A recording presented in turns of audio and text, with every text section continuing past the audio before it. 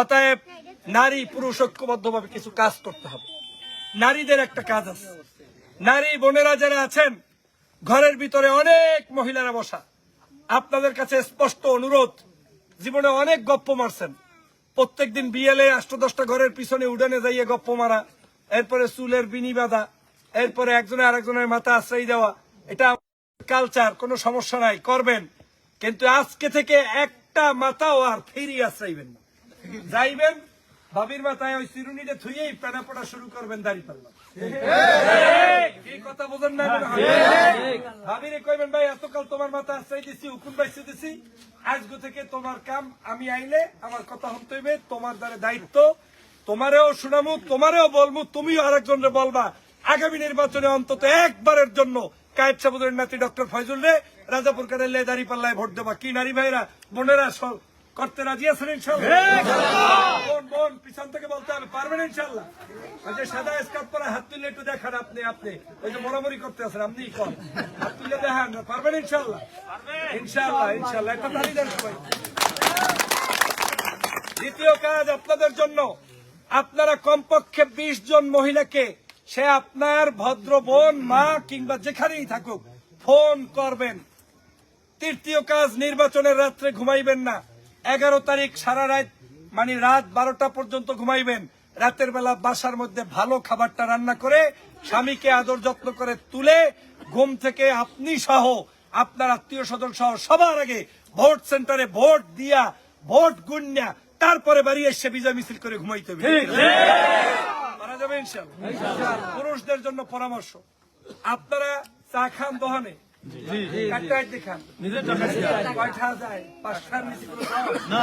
তাহলে এখন থেকে 5 টাকার চা খাইবেন, 15 টাকার গপ্প বাজিয়ে পারা যাইবে। নিজে 5 টাকার চায়ের অর্ডার দিয়েই শুরু করবেন। আবু তালেব খবর কি?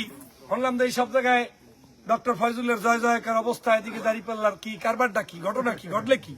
এদেশে তো আনলে না কোনোদিন। একর পরে আশেপাশে আরো 5-10 জন থাকবে না, এরা আবার এই মিডল লাগে পড়বে কি পড়বে না। এই পেনাই আপনার একটা বড় ধরনের খেদমত, যেটা আপনার 100 টাকা খরচ করে করা লাগে না। দৈনিক বিড়ি খান না 5টা-10টা, ওই বিড়িটা যে দোকান দিয়ে খাইবেন, ওই বিড়ির অর্ডার দেবেন, আর লগ লগ বিড়ির একটা শুকটান মারিয়ে এই লগ লগ কি খবরটা কি কদে তোর এই যে কারবারটা কি দেশে দেখছো, দাঁড়িপাল্লা ছাড়া এদেশে তো কোনো মানুষই দেখি না। এই কামটা করলে আপনি শোনেন, আমি তো গল্পের ছলে বলার কারণে আপনার আনন্দ লাগতেছে, কিন্তু এমনও হইতে পারে আমার ভাই হয়তো কোনোদিন ইবাদত করার সুযোগ পায় নাই, ওই শুকটান দেওয়া বিড়ির মধ্যেও যদি সে ওই দাঁড়িপাল্লার দাওয়াত দিয়ে আল্লাহর দ্বারে কবুল হয়ে যায়, এমনও হইতে পারে পিছনের সব আল্লাহ মাফ করে দিয়ে তার তো ভালো করে। কোন অবস্থায় বসে থাকবেন না, যে জায়গায় যাইবেন ওই জায়গায় দাঁড়িপাল্লার দাওয়াত দিতে রাজি আছেন ইনশাআল্লাহ? এতে কি টাহা লাগবে?